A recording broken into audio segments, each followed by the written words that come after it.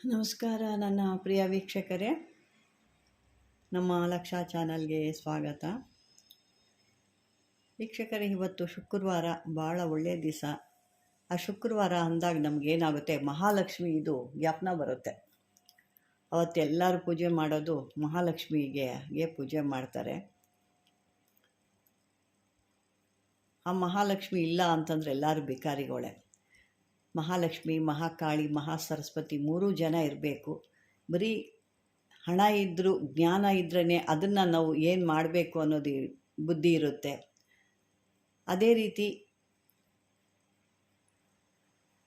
ಹಣ ಇದ್ದಾಗಲೂ ಕೂಡ ಸರಸ್ವತಿ ಇರಬೇಕು, ಜ್ಞಾನ ಇದ್ದಾಗಲೂ ಆ ಹಣ ಲಕ್ಷ್ಮಿ ಕೂಡ ಇರಬೇಕು ನಮಗೆ. ಅದೇ ರೀತಿ ಎರಡೂ ಇದ್ದಾಗ ಅದನ್ನು ಏನು ಮಾಡಬೇಕು ಅಂತ ಧೈರ್ಯ ಕೊಡೋಕ್ಕೆ ಕಾಳಿ ರೂಪದಲ್ಲಿ ಕಾಳಿ ಕೂಡ ಇರಬೇಕು. ಲಕ್ಷ್ಮಿ, ಸರಸ್ವತಿ, ಕಾಳಿ, ಈ ಮಹಾಕಾಳಿ, ಮಹಾಲಕ್ಷ್ಮಿ, ಮಹಾಸರಸ್ವತಿ ಮೂರು ಜನ ಇದ್ದಾಗ ಜೀವನ ಒಂದು ಅದ್ಭುತ ಅಂತ ಅನಿಸುತ್ತೆ. ಜೀವನದಲ್ಲಿ ಯಾವತ್ತೂ ಯಾವ ಕಷ್ಟವೂ ಇರೋದಿಲ್ಲ. ಅಂಥದ್ದು ಒಂದು ಇವತ್ತು ನಮ್ಮ ವೀಕ್ಷಕರಿಗೆ ಒಂದು ಯಕ್ಷಿಣಿ ಬಗ್ಗೆ ತಿಳಿಸೋಣ ಅಂತ ನಾನು ಮಾಡ್ತಾಯಿದ್ದೀನಿ. ಇದೊಂದು ಅದ್ಭುತವಾದಂಥ ದನದ ಯಕ್ಷಿಣಿ ಅಂತಂದ್ಬಿಟ್ಟು. ಯಾಕೆ ಶುಕ್ರವಾರ ನನಗೆ ಜ್ಞಾಪನ ಬರೋದೇ ಆ ಯಕ್ಷಿಣಿ. ಯಕ್ಷಿಣಿ ಅಂದ್ರೇ ಭಾಳ ಇಷ್ಟವಾದ ದೇವತೆ. ಅವಳು ಮಹಾಲಕ್ಷ್ಮಿ ಸಂಬಂಧಪಟ್ಟವಳು. ಮತ್ತು ಕುಬೇರನ ಹತ್ರ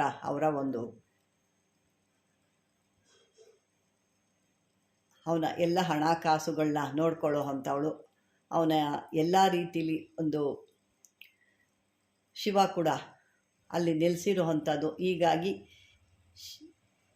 ಕುಬೇರ ಮತ್ತು ಯಕ್ಷಿಣಿ ಇವ್ರ ನಡುವೆ ಅಂಥ ಒಂದು ಅದ್ಭುತವಾದಂಥ ಒಂದು ಆಕರ್ಷಣೆ ಇದೆ.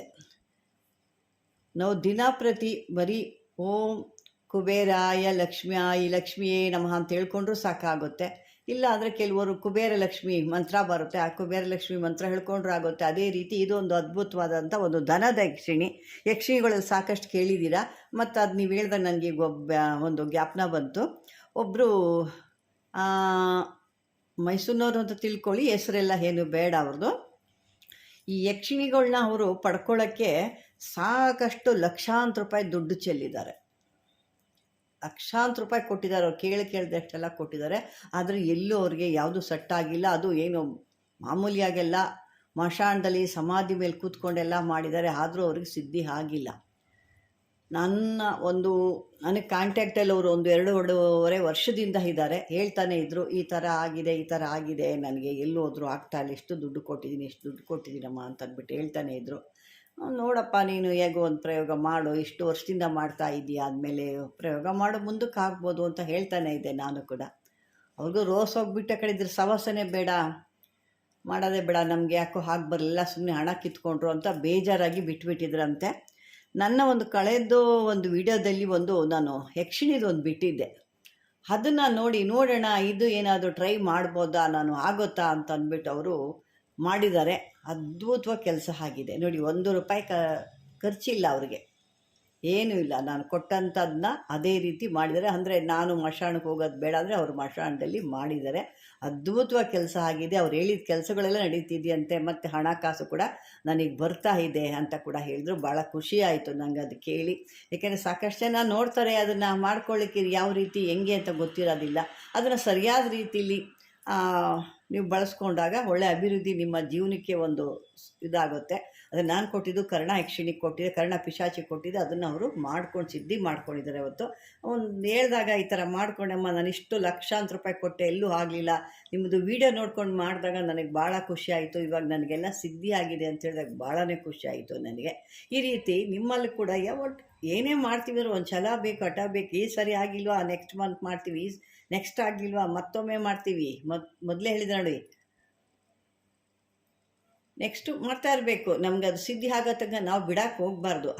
ಆ ಛಲ ಇದ್ದಾಗ, ಹಠ ಇದ್ದಾಗಲೇ ಅವರು ಶರಣಾಗಿ ನಮಗೆ ಬರೋ ಅಂಥದ್ದು. ಯಾವ ದೇವತೆಗಳಾಗಿ ಯಾರೇ ಆಗ್ಬೋದು, ಯಕ್ಷಿಣಿಗಳಾಗ್ಬೋದು, ನಮ್ಮ ಹಠದ ಮುಂದೆ ಅವರು ಆ ಒಂದು ಭಕ್ತಿಗೆ ಬರಲೇಬೇಕು. ಅವರು ನಮ್ಮ ಭಕ್ತಿಗೆ ಮೆಚ್ಚಿ ಬರಬೇಕೇ ಹೊರತು ಅಹಂಕಾರಕ್ಕಲ್ಲ.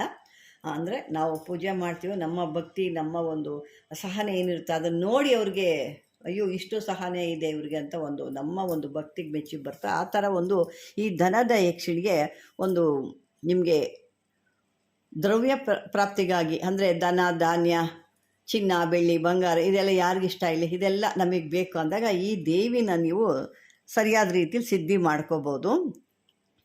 ಇದು ಒಂದು ಇದ್ರ ಜಪ ಇದು ಎಲ್ಲ ಭಾಳ ಈಸಿ ಇದೆ. ಅಂದರೆ ಸಿದ್ಧಿ ಮಾಡ್ಕೊಳ್ಳೋ ಅಷ್ಟು ಮನಸ್ಸಿರಬೇಕು.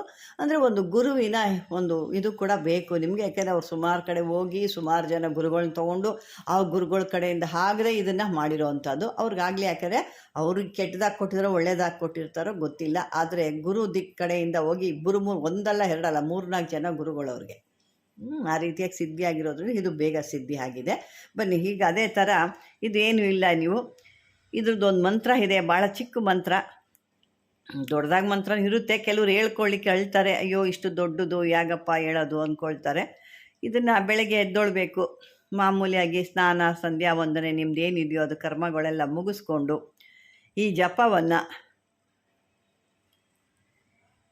ಸಾಧನೆ ಯಾರಿಗೆ ಇದನ್ನು ಕೂತ್ಕೊಂಡು ಸಾಧನೆ ಮಾಡ್ತಾರೋ ಆ ಒಂದು ಸಾಧಕರಿಗೆ, ಅದು ಸ್ತ್ರೀ ಆಗ್ಬೋದು ಪುರುಷ ಆಗ್ಬೋದು.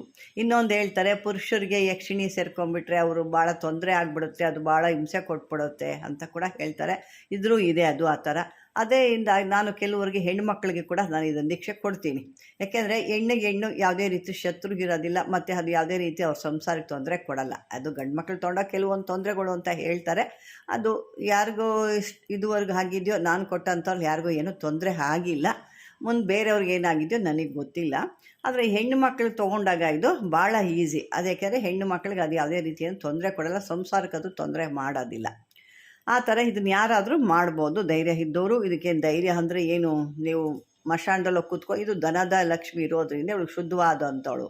ಈ ಶುದ್ಧವಾದಂಥವಳನ್ನ ನೀವು ಪೂಜೆ ಮಾಡಿ ಆ ಒಂದು ನಿಮಗೆ ಬೇಕಾದಂಥ ಒಂದು ದ್ರವ್ಯಗಳನ್ನ ಹಣ ಕಾಸುಗಳನ್ನ ನೀವು ಪಡ್ಕೋಬೋದು.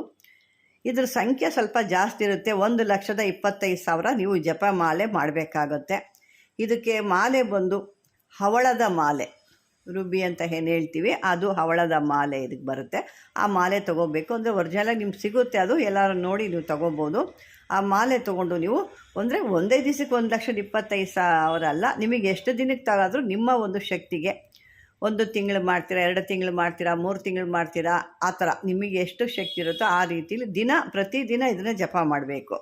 ಅಂದರೆ ಒಳ್ಳೆಯ ದಿನ ಶುರು ಮಾಡಬೇಕಾಗುತ್ತೆ. ಯಾಕೆ ಶುಕ್ರವಾರಗಳಲ್ಲೇ ಅವರಿಗೆ ಭಾಳ ಇಷ್ಟವಾದಂಥದ್ದು.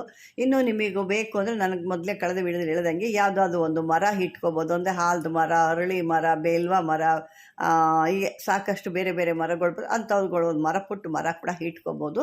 ಅದರಲ್ಲಿ ಇನ್ನೂ ಸಾಕಷ್ಟಿದೆ, ಅಷ್ಟು ನಾನು ಹೇಳ್ತಾ ಕೂತ್ಕೊಂಡಾಗ ಕಷ್ಟ ಆಗುತ್ತೆ, ಭಾಳ ಲೆಂತ್ ಆಗಿಬಿಡುತ್ತೆ, ವಿಡಿಯೋ ಲೆಂತ್ ಆಗುತ್ತೆ, ನಿಮಗೂ ನೋಡ್ಲಿಕ್ಕೆ ಬೇಜಾರಾಗುತ್ತೆ. ಈ ಷಡಾಕ್ಷರ ಇದು 6 ಅಕ್ಷರಗಳಿರೋ ಅಂಥದ್ದು ಈ ಮಂತ್ರ ನಿಮಗೆ. ಅದನ್ನು ನೀವು ಬೇಕಾದ್ರೆ ಅದನ್ನೇ ಹೇಳಿಕೊಂಡು ಒಂದು ದಿನಕ್ಕೆ ನಿಮ್ಮ ಕೈಲಿ ಅಂದರೆ ಮಿನಿಮಮ್ ಅಂತಂದ್ರೆ 1,000 ಆದರೂ ಹೇಳ್ಬೇಕಾಗುತ್ತೆ. ಇನ್ನೂ ಹೆಚ್ಚಿಗೆ ಹೇಳ್ಕೊಂಡ್ರೆ ಇನ್ನೂ ಬೇಗ ಮುಗಿಯುತ್ತೆ. ನಿಮಗೆ ಆ ಶಕ್ತಿಗೆ ಸೇರಿ ಆದಂಥದ್ದು. ಯಾಕೆ 6 ಅಕ್ಷರ ಇರೋದನ್ನ ನೀವು 10,000 ಕೂಡ ಮಾಡ್ಕೋಬೋದು ಇದು ಒಂದು ದಿನದಲ್ಲಿ. ಅಂದರೆ ನಿಮಗೆ ಆ ಒಂದು ತಾಳ್ಮೆ ಬೇಕಾಗುತ್ತೆ. ಮಂತ್ರ ಬಂದು ಈ ರೀತಿ ಇರುತ್ತೆ, ಹ್ರಾಂ ಹ್ರೀಂ ಹ್ರೂಂ ಹ್ರೈಂ ಹ್ರೌಂ ಹ್ರಂ, ಈ ರೀತಿ ಇರುತ್ತೆ. ಆ ಮಂತ್ರ ಬೇಕಾದ್ರೆ ನಾನು ಒಂದ್ಸರಿ ತೋರಿ, ಯಾಕಂದರೆ ಹ್ರಾಂ ಹ್ರೀಂ ಹ್ರೂಂ ಅನ್ನೋದು ಸ್ವಲ್ಪ ಅಕ್ಷರಗಳಲ್ಲಿ ಸ್ವಲ್ಪ ಡಿಫ್ರೆನ್ಸ್ ಇರುತ್ತೆ. ಆ ಅಕ್ಷರಗಳನ್ನ ನಾನೀಗ ನಿಮಗೆ ತೋರಿಸ್ತೀನಿ ನೋಡಿ. ಮಂತ್ರ ಈ ರೀತಿ ಇರುತ್ತೆ, ಹ್ರಾಂ ಹ್ರೀಂ ಹ್ರೂಂ ಹ್ರೈಂ ರೌಂ ಹಂ, ಈ ರೀತಿ ಇರುತ್ತೆ. ಇದು 1,25,000 ಬಾರಿ ನೀವು ಜಪ ಮಾಡಬೇಕಾಗುತ್ತೆ. ಇದು ಬರೀ 6 ಅಕ್ಷರ ಷಡಾಕ್ಷರ ಅಂತ ಹೇಳ್ತೀವಿ ನಾವು ಇದನ್ನು ನೀವು ಹೇಳಿಕೊಂಡು, ಇದಕ್ಕೇನು ಬೇರೆ ಯಾವುದೂ ಇಲ್ಲ. ಶುಕ್ರವಾರ ಮಾತ್ರ ನೀವು ಒಂದು ಸ್ವಲ್ಪ ಏನಾದರೂ ನೈವೇದ್ಯ ಒಂದು ಇಡ್ಬೋದು. ಅಂದರೆ ನೀವೊಂದು ಲಕ್ಷ್ಮಿ ಹತ್ರನೋ ಅಥವಾ ನೀವು ಏನಾದರೂ ಒಂದು ಮರ ಇತ್ತು ಅಂದರೆ ಆಲದ ಮರ ಅಂತ ಹೇಳಿದ್ರೆ ಆಲದ ಮರದಲ್ಲೋ, ಅರಳಿ ಮಾತ್ರನೋ ಅಥವಾ ಬಿಲ್ಪತ್ರೆ ಇನ್ನೂ ಭಾಳ ಪವಿತ್ರ ಅದನ್ನೇ ಅದು ಇತ್ತು ಅಂದರೆ ಅದೇ ಆ ಒಂದು ದೇವಿ ಅಂದ್ಕೊಂಡು ನೀವು ಅಲ್ಲಿ ಒಂದು ಪ್ರಸಾದ ಏನಾದ್ರು ಒಂದು ಬಾಳೆಹಣ್ಣು ಅಥವಾ ಒಂಚೂರು ಸಕ್ಕರೆ ಅಥವಾ ಏನೋ ಒಂದು ನಿಮಗೆ ಅಲ್ಲಿ ಆಗಿರೋದನ್ನ ನೀವು ಇಡ್ಬೋದು. ಅಲ್ಲಿ ಇಟ್ಟು ಈ ರೀತಿ ಸಿದ್ಧಿ ಮಂತ್ರ ಹೇಳ್ಕೊಳ್ತಾ ಇದ್ದರೆ ಆ ದೇವಿ ನಿಮಗೆ ಯಾವುದೋ ಒಂದು ರೂಪದಲ್ಲಿ ನಿಮ್ಮ ಕಷ್ಟಗಳೆಲ್ಲ ಪರಿಹಾರ ಮಾಡಿ ನಿಮಗೆ ಬೇಕಾದಂಥ ದ್ರವ್ಯಗಳನ್ನು ನಿಮಗೆ ಕೊಡ್ತಾಳೆ. ಸಾಕಷ್ಟು ದ್ರವ್ಯಗಳನ್ನು ಕೊಡ್ತಾಳೆ. ಅದರಲ್ಲಿ ಬಂದಂಥದ್ರಲ್ಲಿ ಒಂದು 100 ರೂಪಾಯಿ ಸಿಕ್ತು ಅಂದರೆ ಒಂದು 5 ರೂಪಾಯಿ ಯಾರಿಗಾದರೂ ನೀವು ದಾನ ಮಾಡಿ, ಇನ್ನು ಬಾಕಿದು ನಿಮ್ಮ ಒಂದು ಕಷ್ಟಗಳಿಗೆ ಬಳಸ್ಕೊಳ್ಳಿ ಅಂತ ಹೇಳ್ತೀನಿ. ಯಾಕೆಂದರೆ ಯಾವುದೇ ಒಂದು ಯಕ್ಷಿಣಿಗಳಾದ್ರೂ ಅವರಲ್ಲಿ ಬಂದಂಥದ್ದನ್ನ ಯಾರಿಗಾದ್ರೂ ಒಬ್ಬರು ಬಡವ್ರಿಗೆ ತೀರಾ ನಿರ್ಗತಿಗೆ ಅದನ್ನು ಕೊಡಬೇಕು. ಎಲ್ಲ ನಾವೇ ತಿಂತೀವಿ ಅಂದಾಗ ಅದು ಅವಳು ಅಲ್ಲಿ ನಿಂತ್ಕೊಳ್ಳಲ್ಲ. ಇದು ಒಂದು ಗ್ಯಾಪ್ನಾಗ ಯಾವುದೇ ಒಂದು ಯಕ್ಷಿಣಿ ಆಗಿರ್ಬೋದು ಈ ರೀತಿ ಇರುತ್ತೆ. ಇದು ಕೆಲವೊಂದು ಹೇಳ್ತಾರೆ, ಕೆಲವರು ಯಾರು ಹೇಳಲ್ಲ. ಆದರೆ ನಾನು ಇರೋವಂಥ ವಿಷಯ ಪೂರ್ತಿಯಾಗಿ ನಿಮಗೆ ಹೇಳ್ತೀನಿ.